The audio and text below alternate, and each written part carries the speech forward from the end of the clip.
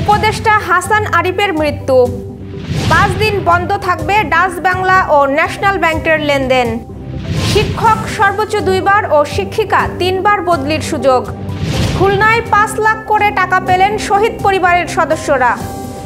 চুয়াডাঙ্গায় Carew and কোম্পানির আখ মারাই শুরু। ঝিনাইদহে ট্রাক্টর চাপায় ইজি বাইকের 2 যাত্রী নিহত।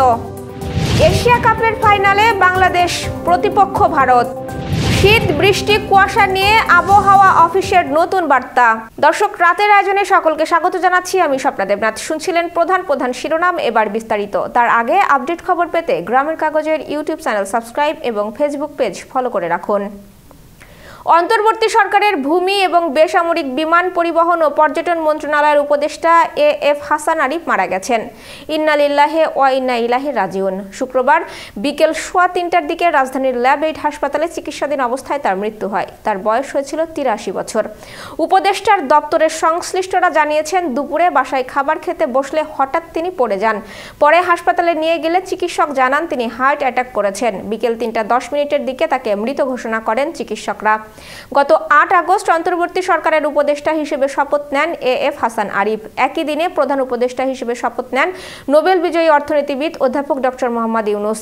ওই দিন তাকে স্থানীয় সরকার, পল্লী উন্নয়ন ও সমবায় মন্ত্রণালয় এবং ভূমি মন্ত্রণালয়ের দায়িত্ব দেওয়া হয়। গত 10 নভেম্বর উপদেষ্টাদের দপ্তর পুনর্বণ্টন করে সরকার। ওই দিন ভূমি মন্ত্রণালয় তার অধীনে রাখা হলেও স্থানীয় সরকার মন্ত্রণালয়ের পরিবর্তে তাকে বেসামরিক বিমান পরিবহন ও পর্যটন মন্ত্রণালয়ের দায়িত্ব দেওয়া হয়।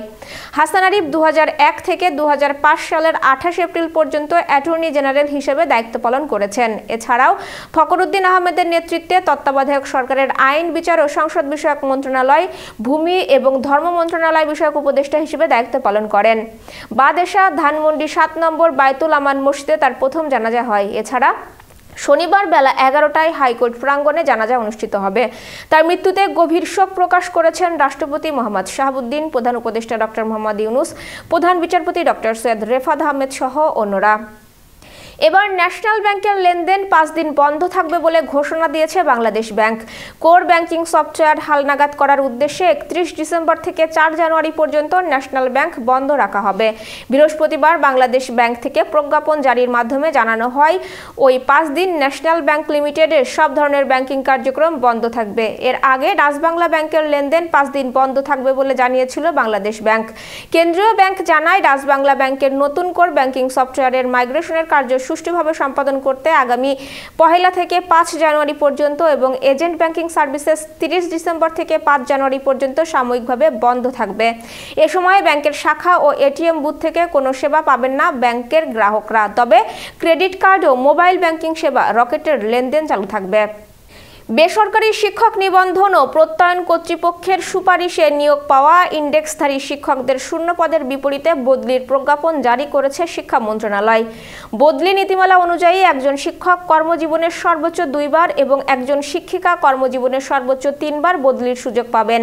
বৃহস্পতিবার মন্ত্রণালয়ের মাধ্যমিক ও উচ্চশিক্ষা বিভাগের সিনিয়র সচিব সিদ্দিক জোবায়েরের সই করা নীতিমালা থেকে এমন তথ্য জানা গেছে। নতুন প্রজ্ঞাপন জারির সঙ্গে সঙ্গে গত 1 আগস্ট জারি করা নীতিমালাটি বাতিল করা হয়েছে। বদলি নীতিমালায় 15 শর্ত পূরণ করতে পারলে একজন বেসরকারি শিক্ষক এক প্রতিষ্ঠান থেকে অন্য প্রতিষ্ঠানে বদলি হতে পারবেন। এবার যশোর সহ আঞ্চলিক সংবাদ। জুলাই শহীদ স্মৃতি ফাউন্ডেশনের মাধ্যমে খুলনায় জুলাই আগস্ট আন্দোলনের শহীদ পরিবারের সদস্যদের আর্থিক সহায়তা চেক প্রদান করা হয়েছে। শুক্রবার সকালে খুলনা জেলা শিল্পকলা একাডেমি অডিটোরিয়ামে এক অনুষ্ঠানে তাদের চেক প্রদান করা হয়। খুলনা বিভাগের 10 জেলার বৈষম্য বিরোধী ছাত্র আন্দোলনের 58 শহীদ পরিবারের প্রতিটিকে 5 লাখ টাকা করে মোট 2,90,00,000 টাকার চেক প্রদান করা হয়। 2024-25 আখ মারাই মৌসুমের আনুষ্ঠানিক কার্যক্রম শুরু হয়েছে কেরু অ্যান্ড কোম্পানি লিমিটেডের। শুক্রবার বিকেলে কেরুর কেইন কেরিয়ার প্রাঙ্গণে দোয়া মোনাজাতের মাধ্যমে আখ মারাই কার্যক্রম উদ্বোধন হয়েছে। 65 কার্য দিবসে 70,000 মেট্রিক টন আখ মারাই করে 4,200 মেট্রিক টন চিনি উৎপাদনের লক্ষ্যমাত্রা নির্ধারণ করা হয়েছে। আখ মারাই মৌসুমের উদ্বোধন করেন চিনি ও খাদ্য শিল্প কর্পোরেশনের চেয়ারম্যান ডক্টর লিপিকা ভদ্র। ঝিনাইদহের কালীগঞ্জে মোবারকগঞ্জ চিনিকলের আখ পরিবহনের ট্রাক্টরের ধাক্কায় মৌসুমী আক্তার ও ফিরোজ হোসেন নামের দুজন নিহত হয়েছেন। শুক্রবার বিকেল ৩টার দিকে এ দুর্ঘটনা ঘটে। নিহত মৌসুমী আক্তার উপজেলার বনখিদ্দা গ্রামের মুস্তফা আলীর মেয়ে ও ফিরোজ হোসেন একই গ্রামের হাশেম আলীর ছেলে। চাপরাইল বাজার থেকে কালীগঞ্জ শহরে যাওয়ার সময় মোবারকগঞ্জ চিনিকলের কাছাকাছি মল্লিকনগর এলাকায় পৌঁছালে ইজি বাইকটিকে ধাক্কা দেয় আখ পরিবহনের ট্রাক্টর। এতে ঘটনাস্থলে মৌসুমী আক্তার মারা যান। এ সময় গুরুতর আহত ইজি বাইক চালক ফিরোজ হোসেনকে স্থানীয়রা উদ্ধার করে যশোর 250 শয্যা হাসপাতালে পাঠান। হাসপাতালে পৌঁছানোর আগেই ফিরোজের মৃত্যু হয়। প্রাচ্য academy school of fine arts and culture যশোরের 7ম প্রতিষ্ঠা বার্ষিকী উপলক্ষে চিত্র প্রদর্শনী, সাংস্কৃতিক অনুষ্ঠান ও আলোচনা অনুষ্ঠিত হয়েছে। শুক্রবার বিকেলে এ অনুষ্ঠানে প্রধান অতিথি ছিলেন যশোরের জেলা প্রশাসক আজাহারুল ইসলাম। শনিবার বিকেলে কেক কাটার মধ্য দিয়ে প্রতিষ্ঠা বার্ষিকীর অনুষ্ঠান শেষ হবে। 6ষ্ঠ প্রতিষ্ঠা বার্ষিকী উপলক্ষে বর্ণাঢ্য অনুষ্ঠান করেছে সুরনিকেতন যশোর। জেলা শিল্পকলা একাডেমিতে শুক্রবার বসে অনুষ্ঠান আসর। সাংস্কৃতিক অনুষ্ঠানের পাশাপাশি সংগঠনের শিক্ষার্থীদের মধ্যে সনদপত্র বিতরণ করা হয় এদিন। খেলার সংবাদ। মালয়েশিয়াতে মেয়েদের অনূর্ধ্ব 19 এশিয়া কাপে সুপার 4-এ নিজেদের শেষ ম্যাচে বড় জয় পেয়েছে বাংলাদেশ। নেপালের বিপক্ষে 9 উইকেটের জয়ে টুর্নামেন্টের ফাইনালে উঠেছে বাংলাদেশের মেয়েরা। শিরোপার লড়াইয়ে 22 তারিখে ভারতের মুখোমুখি হবে বাংলাদেশ। সুপার 4-এ নিজেদের প্রথম ম্যাচে ভারতের কাছে 8 উইকেটের ব্যবধানে হারলেও আজ দ্বিতীয় ম্যাচেই ঘুরে দাঁড়ায় সুমাইয়া আক্তারের দল। সুপার 4-এর শেষ ম্যাচে নেপালকে দাঁড়াতেই দেয়নি বাংলাদেশের মেয়েরা। বৃষ্টির কারণে ম্যাচের দৈর্ঘ্য কমে আসে 11 ওভারে।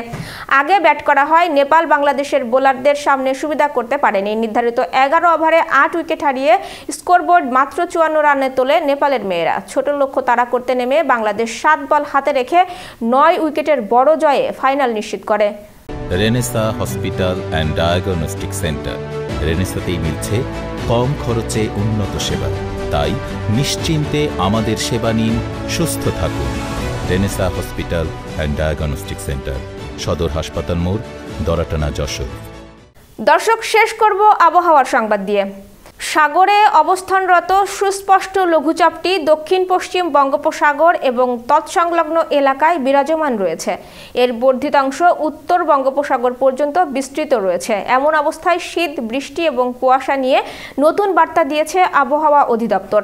শুক্রবার সকাল 9টা থেকে পরবর্তী 72 ঘন্টার পূর্বাভাসে এসব তথ্য জানানো হয়েছে। শনিবার আবহাওয়ার পূর্বাভাসে বলা হয়েছে, সকাল 9টা থেকে পরবর্তী 24 ঘন্টায় ঢাকা, রাজশাহী, খুলনা, বরিশাল ও চট্টগ্রাম বিভাগের কিছু কিছু জায়গায় এবং রংপুর, ময়মনসিংহ ও সিলেট বিভাগের 2-1 জায়গায় হালকা থেকে মাঝারি ধরনের বৃষ্টি অথবা বজ্রবৃষ্টি হতে পারে।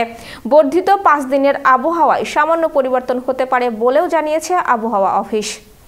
এই ছিল আজকের আয়োজন। সাথে থাকার জন্য ধন্যবাদ।